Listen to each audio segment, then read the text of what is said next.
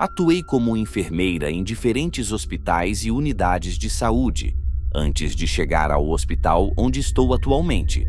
Trabalhei em um hospital geriátrico a cerca de 30 minutos da minha casa. Já possuía experiência com pacientes idosos, então esse ambiente não era algo novo para mim. Estive nesse hospital há poucas semanas e, como você verá, seria aquele meu penúltimo plantão naquele hospital, sem que eu soubesse. Era um turno noturno e eu já acumulava uma grande falta de sono. Fui designada para trabalhar na ala de Alzheimer, onde os pacientes foram tratados com muito carinho por mim. Com apenas 22 anos, era uma jovem entre os residentes. Naquela noite, eu cuidava de vários pacientes, mas uma em particular estava mais agitada. Vera.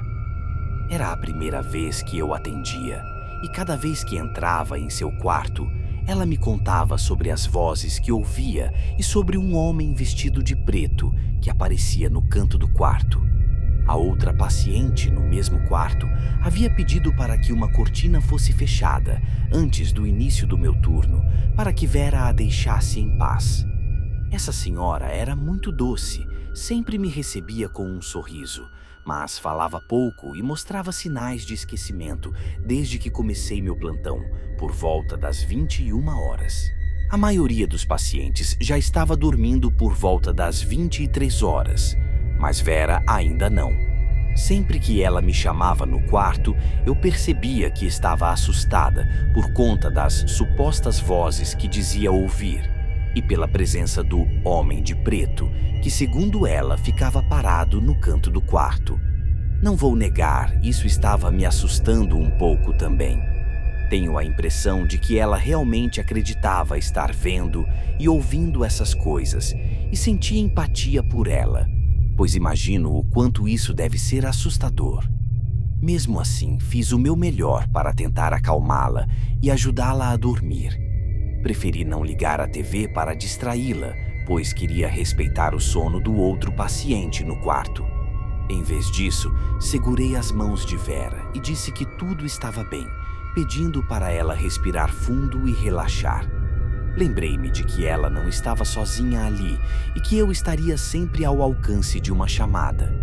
Isso pareceu ajudar, e Vera se acalmou por algum tempo. Na próxima vez que entrei no quarto, ela estava dormindo novamente. Quando nem todos os pacientes estão dormindo, a noite parece passar bem mais devagar, como se o tempo quase andasse para trás. 1 ou 2 horas depois, eu estava na lavanderia, reabastecendo meu carrinho, quando escutei algo vindo do quarto. O espaço era pequeno e silencioso, com a porta fechada, o que tornava o som ainda mais estranho. Virei para olhar o que era, mas não vi nada, então voltei ao trabalho. De repente, senti o que só posso descrever como uma mão tocando no meu ombro. Olhei para trás e dei um pulo de susto e gritei, mas não havia nada lá. O quarto estava vazio, mas mesmo assim eu sabia que havia sentido algo tocando meu ombro. Saí para o corredor por um instante para dar uma olhada. Não vi outras enfermeiras por perto. Um silêncio profundo dominava o ambiente. Sem mais o que fazer, voltei ao trabalho. Continuei organizando o carrinho até que ele estivesse cheio. Então me virei para a porta e, de repente, caí no chão, soltando um grito desesperado. Meu coração disparou quando vi através do vidro da porta um homem vestido de preto parado ali, me observando com um sorriso. Meus gritos foram tão altos que acordaram toda a enfermaria. Em um piscar de olhos, o homem desapareceu da janela de vidro da porta. E poucos segundos depois, a porta se abriu e uma colega entrou para me ajudar a me levantar. Eu estava em choque, completamente desnorteada. Perguntei a ela se tinha visto o homem de preto, mas ela respondeu que não havia mais ninguém ali. Insisti que tínhamos que verificar todos os quartos da enfermaria, mas não encontramos o homem vestido de preto lá dentro. Meus gritos despertaram Vera, que provavelmente estava em um sono leve. Quando entrei em seu quarto, ela começou a falar sobre as vozes, e desta vez sobre os gritos, sem saber que eram meus. Perguntei a ela como era o homem de preto, se ele estava sorrindo, e Vera me encarou. Notei que suas sobrancelhas se franziram e sua expressão mudou para algo mais intenso. Eu a observei o tempo todo. Então ela perguntou: "Como você sabia?" Mesmo com meu coração ainda acelerado, eu senti uma batida forte quando ela disse isso, e de repente ela começou a gritar: "Me tire daqui, ele está vindo!" Outras enfermeiras entraram no quarto para acalmá-la.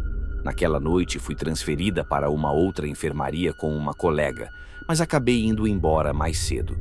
Fiquei tão assustada que no dia seguinte enviei uma mensagem para a enfermeira-chefe dizendo que meu próximo turno seria o último. Expliquei que a experiência me deixou profundamente traumatizada e assustada e que eu realmente não queria mais estar naquele hospital. Recebi uma resposta tão amigável quanto poderia esperar. Eu não tinha nenhum problema e nunca tive alucinações, então sei que o que aconteceu não foi por falta de sono. Ainda assim, parecia que minha mente estava me pregando peças, especialmente depois do que Vera contou durante toda a noite. A sensação da mão em meu ombro e a imagem do homem sorridente atrás da porta de vidro, exatamente como uma paciente descrevia, foram perturbadoras. Acredito que tenha sido uma dessas experiências sobrenaturais inexplicáveis que acontecem uma vez na vida. Ao menos, espero que tenha sido a única.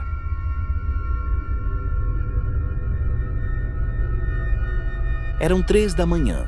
O quarto continuava frio, iluminado apenas por um estreito feixe de luz da noite, que entrava por uma pequena abertura nas cortinas fechadas. Fingir que estava dormindo já não adiantava. Ela já estava dentro do meu quarto. Eu tremia na cama, escondido sob os lençóis do hospital. Eu sabia que aquilo era fruto da minha imaginação, mas parecia tão real e ao mesmo tempo tão falso. À medida que a porta se abria devagar, o som grave ecoava pelo quarto, aumentando meu desespero. Meus olhos se encheram de lágrimas. Aquela garota me atormentou todos os dias que passei naquele hospital maldito. Os médicos, na maioria das vezes, evitavam colocar qualquer paciente naquele leito específico, o mesmo em que eu agora me encontrava. Diziam que quem passava por ali saía traumatizado ou, em alguns casos, simplesmente desaparecia, prejudicando ainda mais a reputação do hospital. O hospital estava cheio e havia apenas uma vaga disponível. Com certa hesitação, eles permitiram que eu ficasse com ela. Na primeira vez que vi aquela garota, me disseram que era um efeito dos medicamentos. Mas, na segunda vez, revelaram a verdade. 3 anos atrás, uma menina de 6 anos chamada Júlia sofreu um acidente e ficou entre a vida e a morte naquele mesmo leito. Depois de tanto vê-la sofrer, a mãe a sufocou com um travesseiro enquanto dormia. Júlia, no entanto, não sabia que tinha morrido e frequentemente vagava pelos corredores do hospital nas madrugadas. Mas só entrava em um quarto, o meu. Ela está aqui agora. Posso ouvi-la cantarolar baixinho. Passos se aproximam da cama e eu comecei a suar sob os lençóis. Uma garotinha ergue suavemente o cobertor, expondo meu rosto. Seus olhos são negros e vazios.